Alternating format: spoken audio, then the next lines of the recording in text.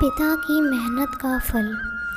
पढ़ाई पूरी करने के बाद एक छात्र किसी बड़ी कंपनी में नौकरी पाने की चाह में इंटरव्यू देने के लिए पहुंचा। छात्र ने बड़ी आसानी से पहला इंटरव्यू पास कर लिया। अब फाइनल इंटरव्यू कंपनी के डायरेक्टर को लेना था और डायरेक्टर को ही तय करना था कि उस छात्र को नौकरी पर रखा जाए या नहीं। डायरेक्टर ने छात्र का सीवी देखा और पाया कि पढ़ाई के साथ साथ यह छात्र एक्स्ट्रा करिकुलर एक्टिविटीज़ में भी हमेशा अव्वल रहा है। डायरेक्टर, क्या तुम्हें पढ़ाई के दौरान कभी छात्रवृत्ति मिली? छात्र, जी नहीं। डायरेक्टर, इसका मतलब स्कूल कॉलेज की फ़ीस तुम्हारे पिता अदा करते थे? छात्र, जी हाँ श्रीमान। डायरेक्टर, तुम्हारे पिताजी क्या काम करते हैं? छात्र, जी वो लोगों के कपड़े धोते हैं। यह सुनकर कंपनी के डायरेक्टर ने कहा, ज़रा अपने हाथ तो दिखाना। छात्र के हाथ रेशम की तरह मुलायम और नाजुक थे।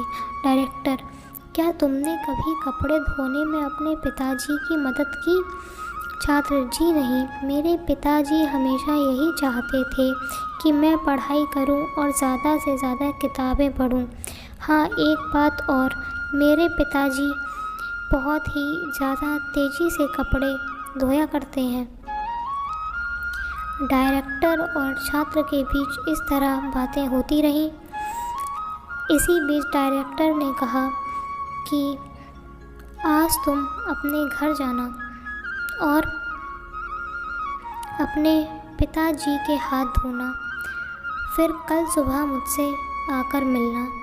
छात्र यह सुनकर प्रसन्न हो गया।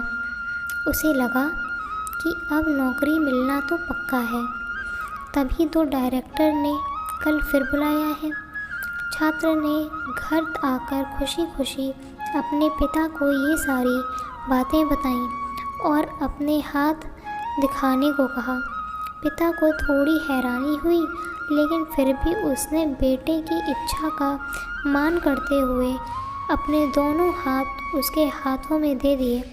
छात्र ने पिता के हाथों को धीरे धीरे धोना शुरू किया। कुछ देर में ही हाथ धोने के साथ ही उसके आँखों से अश्रु भी झरझर बहने लगे। पिता के हाथ रेगमाल की तरह सख्त और जगह जगह से कटे हुए थे। यहाँ तक कि जब भी वह कटे के निशानों पर पानी डालता, चुभन का एहसास पिता के चेहरे पर साफ झलक जाता था। छात्र को ज़िंदगी में पहली बार एहसास हुआ कि ये वही हाथ हैं जो रोज़ कपड़े धो धो कर उसके लिए अच्छे खाना, कपड़ों और स्कूल की फ़ीस का इंतज़ाम करते हैं। पिता के हाथ का हर छाला सबूत था उसके एकेडमिक करियर की एक एक कामयाबी का। पिता के हाथ धोने के बाद छात्र को पता ही नहीं चला कि उसने उस दिन के बचे हुए सारे कपड़े भी एक एक करके धो डाले। उसके पिता रुकते ही रह गए, लेकिन छात्र अपनी धुन में कपड़े धोता चला गया। उस रात बाप बेटे ने काफ़ी देर तक बात की। अगली सुबह छात्र फिर नौकरी के लिए कंपनी के डायरेक्टर के पास पहुंचा। डायरेक्टर का सामना करते हुए छात्र की आंखें गीली थीं। डायरेक्टर, तो फिर कैसा रहा कल? क्या तुम अपना अनुभव मेरे साथ शेयर करना पसंद करोगे? छात्र, जी हाँ श्रीमान। कल मैंने ज़िंदगी का एक वास्तविक अनुभव सीखा। नंबर 1, मैंने सीखा कि सराहना क्या होती है। मेरे पिता ना होते तो मैं पढ़ाई में इतना आगे कभी नहीं आ सकता। नंबर 2, पिता की मदद करने से मुझे पता चला कि किसी काम को करना कितना सख्त और मुश्किल होता है। नंबर 3, मैंने रिश्तों की अहमियत पहली बार इतनी शिद्दत के साथ महसूस की।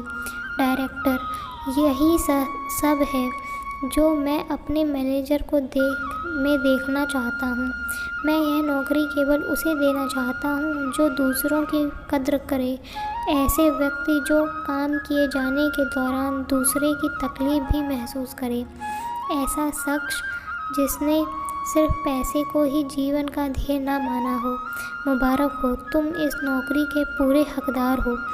आप अपने बच्चों को बड़ा मकान दें, बढ़िया खाना दें, बड़ा टीवी, मोबाइल, कंप्यूटर सब कुछ दें, लेकिन साथ ही अपने बच्चों को यह अनुभव भी हासिल करने दें कि उन्हें पता चले कि घास काटते हुए कैसा लगता है। उन्हें भी अपने हाथों से ये काम करने दें। खाने के बाद कभी बर्तन को धोने का अनुभव भी अपने साथ घर के सब बच्चों को मिलकर करने दें। ऐसा इसलिए नहीं कि आप मेड पर पैसा खर्च नहीं कर सकते, बल्कि इसलिए कि आप अपने बच्चों को सही प्यार करते हैं।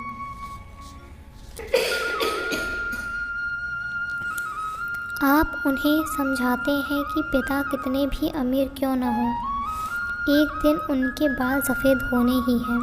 सबसे अहम है आपके बच्चे किसी बात को करने की कोशिश की कद्र करना सीखें। एक दूसरे का हाथ बटाते हुए काम करने का जज्बा अपने अंदर लाएं।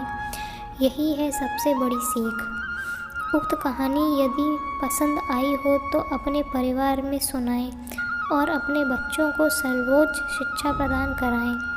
आंखें बंद करके जो प्रेम करे वो प्रेमिका है, आंखें खोल के जो प्रेम करे वो दोस्त है, आंखें दिखा के जो प्रेम करे वो पत्नी है, और अपनी आंखें बंद होने तक जो प्रेम करे वो माँ है।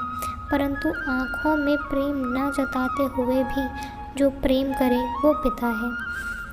दिल से पढ़ो और गौर करो। धन्यवाद।